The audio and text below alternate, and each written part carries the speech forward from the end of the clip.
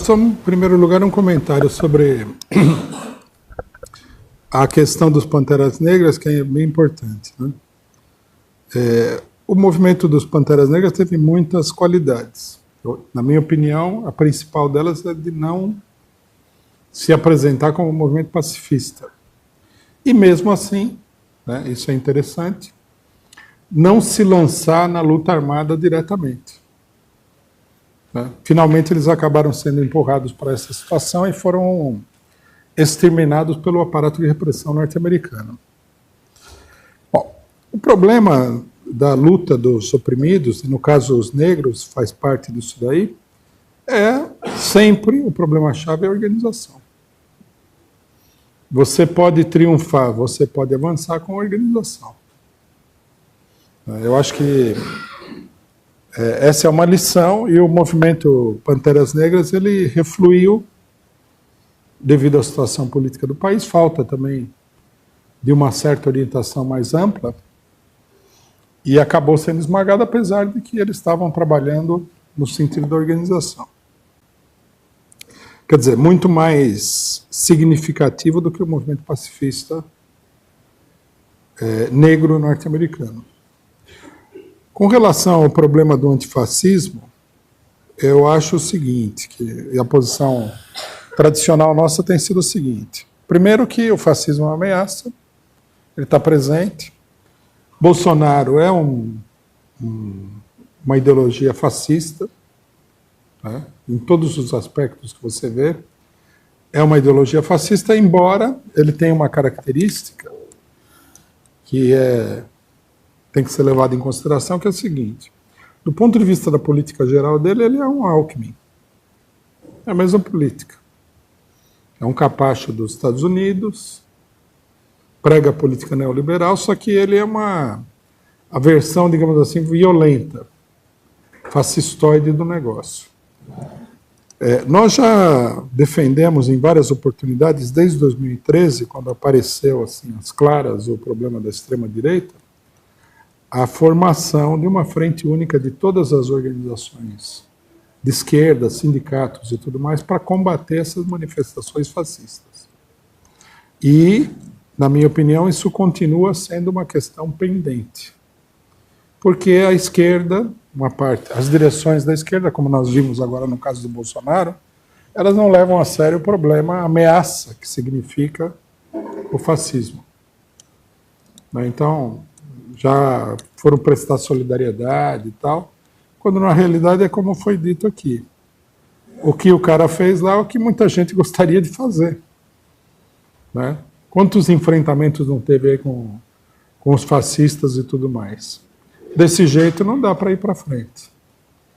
Agora, eu acho que a política das direções não é um obstáculo absoluto. Porque existe uma massa muito grande de pessoas que quer se organizar para combater isso daí. A ameaça do rapaz que eu citei aqui, ela na realidade, ela só tem valor porque a esquerda atua de uma maneira muito conciliadora com a extrema-direita. Porque se não fosse assim, a extrema-direita não progrediria, não. Tanto que eles refluíram muito, né? E agora que a gente vê o caso da facada, é óbvio o retraimento da extrema-direita diante do problema. Por exemplo, eu estava vendo o chat aqui da análise e posso até estar enganado porque eu vi superficialmente, mas me deu a impressão de que o número de direitistas que entrou aqui para contestar é menor do que o habitual, sendo que o nosso público ao vivo foi maior, chegou quase 2.500 pessoas. Então dá para perceber que eles se retraíram, porque uma coisa que a gente tem que entender, eu expliquei isso daí numa palestra que eu fiz na Europa, que o pessoal também é muito preocupado com isso, do fascismo e tal. E eles não sabem como tratar o negócio. Nós temos que entender o seguinte, o elemento de extrema-direita, psicologicamente falando, ele é uma pessoa truculenta. Ele é que nem esses valentões de escola que gostam de bater nos pequenininhos. Ele se sente bem, né, abusando de pessoas que tem dificuldade ou não tem como se defender. Mas a hora que alguém se defende, ele é um covarde. Isso é uma coisa. Outra coisa, do ponto de vista social, a extrema-direita não é nada. Ela não é a classe operária, ela não é a classe média de conjunto, ela não é nada.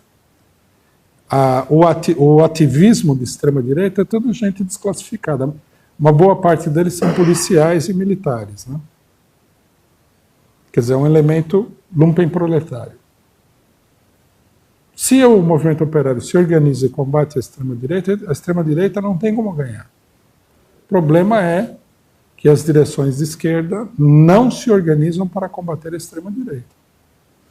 A partir do momento em que o movimento contra o golpe e defesa do Lula cresceu, né, isso daí, os que têm participado sistematicamente desse movimento perceberam, a extrema-direita começou a refluir. Num primeiro momento, em São Paulo, que eles faziam aquelas manifestações patrocinadas pela Globo, eles saíam na rua, batiam gente e tal. Agora a situação mudou completamente. Eles estão muito mais na defensiva. E com a ação desse cidadão aí, esse cidadão ele mostrou o perigo da coisa. Quer dizer, o que ele mostrou? Não é assim que o pessoal vai apanhar calado. Mas, finalmente, se a gente for pensar, esse cidadão foi ousado. Ele foi lá no meio da manifestação do Bolsonaro para atacar o Bolsonaro. Né?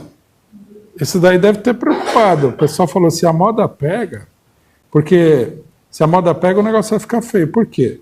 Porque, veja só, o PT sozinho tem 2.200.000 filiados. Quantos seguidores tem o Bolsonaro, de fato, com envolvimento político? Muito menos do que isso daí. Depois do PT ainda tem um monte de organizações de esquerda, tem sindicato com sindicalizados, tem MST, é um movimento gigantesco. Se esse movimento decidir passar por cima da extrema-direita, a extrema-direita não pode impedir. A extrema-direita levanta a cabeça porque a política das direções da esquerda é muito ruim. Como agora, por exemplo. Tudo bem, o Boulos é candidato, aí está numa caça desesperada de voto, não quer aparecer como malvado e tal. Ele fala, olha, no caso do Bolsonaro, ele é violento e tal. É até natural que tenha uma reação violenta. Papapá. Por que esse negócio de acho um abuso, um ataque à democracia? Por que isso aí? Isso é tudo uma posição direitista de toda a esquerda. Não tem nada de antidemocrático no ataque ao Bolsonaro. Pelo contrário, o antidemocrático aqui é ele. Ele não falou que ia matar todo mundo? E agora está chorando lá. Eu vi a declaração dele, eu achei uma coisa absurda. Eu nunca fiz mal para ninguém. O que é isso? Virou santo no hospital? Até ontem ele queria matar todo mundo, agora virou santo. A esquerda não pode encobrir o Bolsonaro. É absurdo, pô. Pelo contrário, tem que se organizar para conter isso daí. Para derrotar, impor uma derrota ao fascismo. Eu só não acho que a gente deva ter uma dedicação exclusiva a um movimento puramente antifascista, porque isso daí pode encobrir os setores que, na verdade, são os grandes alimentadores da extrema-direita. O Bolsonaro, assim como toda a extrema-direita no mundo, eles são cria da direita, dos setores burgueses tradicionais. A Fiesp, quem que impulsionou os atos contra Dilma? Foi a Fiesp, foi o PSDB, foram os setores do PMDB, de vários partidos. Aí, isso daí deu corda, alimentou, estimulou e fortaleceu a extrema-direita. Né?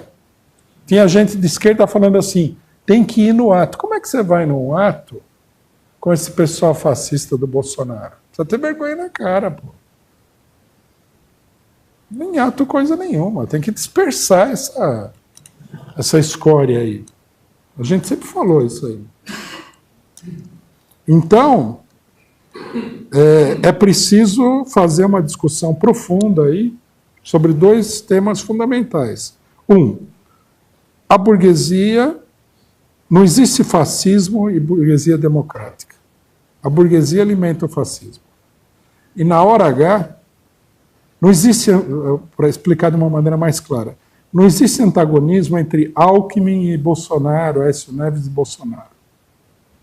Vocês são dois lados da mesma moeda. Eles são diferentes, mas, né, os grandes capitalistas que apoiam um, hoje, amanhã vão apoiar o outro. Já nem dá para saber se eles já não estão apoiando o outro, nesse momento aqui. Então nós temos que explicar que o fascismo é uma das faces políticas da própria burguesia. Assim como tem o voto, tem a pancada na rua. E deve ser combatido de conjunto. Tá? Acho que isso daí é muito importante.